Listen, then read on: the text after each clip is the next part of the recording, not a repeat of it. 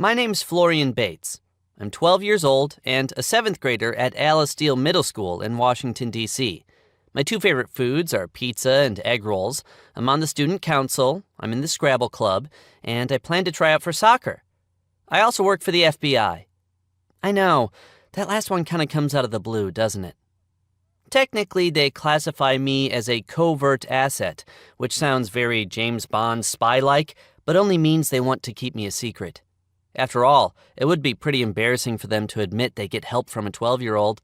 And it would be even worse if one of the guys on the 10 most wanted list showed up at my front door in a bad mood. So the covert part is good for both of us. Becoming a detective wasn't something I meant to do. It just sort of happened because I notice things other people don't. My brain's weird that way. It spots details that seem insignificant and snaps them together like puzzle pieces. The only people outside the bureau who are supposed to know my status are my parents and my best friend Margaret. But that changed the day the Romanian mafia kidnapped me after school. I was taking a shortcut behind the Safeway supermarket, and unless they were trying to influence any upcoming student council votes, it meant my identity was no longer a secret. It's funny because earlier that day Margaret had warned me not to take that route. Normally we walk home together, but on Thursdays she has piano, so I go alone.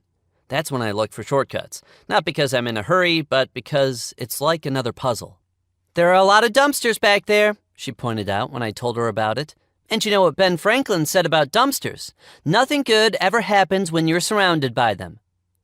I'm pretty sure Ben Franklin was dead about 150 years before the dumpster was invented, I countered. "Then maybe I saw it on a poster. Either way, it's good advice. You shouldn't go back there." "It may smell bad," I said, feeling suddenly defensive, "but it's not like it's dangerous or anything." She replied. "And how do you know that?" I thought about it for a moment and smiled. "Because it's called the safe way. If it was dangerous, it would be called the unsafe way." She didn't find this nearly as clever as I did. So while I laughed, she just shook her head and said, "Boys are so funny." Then she leaned in close and added, "And so stupid." Considering I was kidnapped in the exact place she warned me not to go, I'd say that little nugget belongs on a poster too. In my defense, I was going to walk the long way, but it started raining and I didn't want to get soaked. I'd just squeezed through the gap in the fence and was hurrying behind the store holding my backpack over my head when I noticed the delivery truck. It should have been parked by the loading dock, but I was too busy worrying about getting wet to pay attention to that. The rain was so hard I could see through its windshield only when the wipers swished across the glass. That's why I didn't notice the driver had gotten out and left the engine running.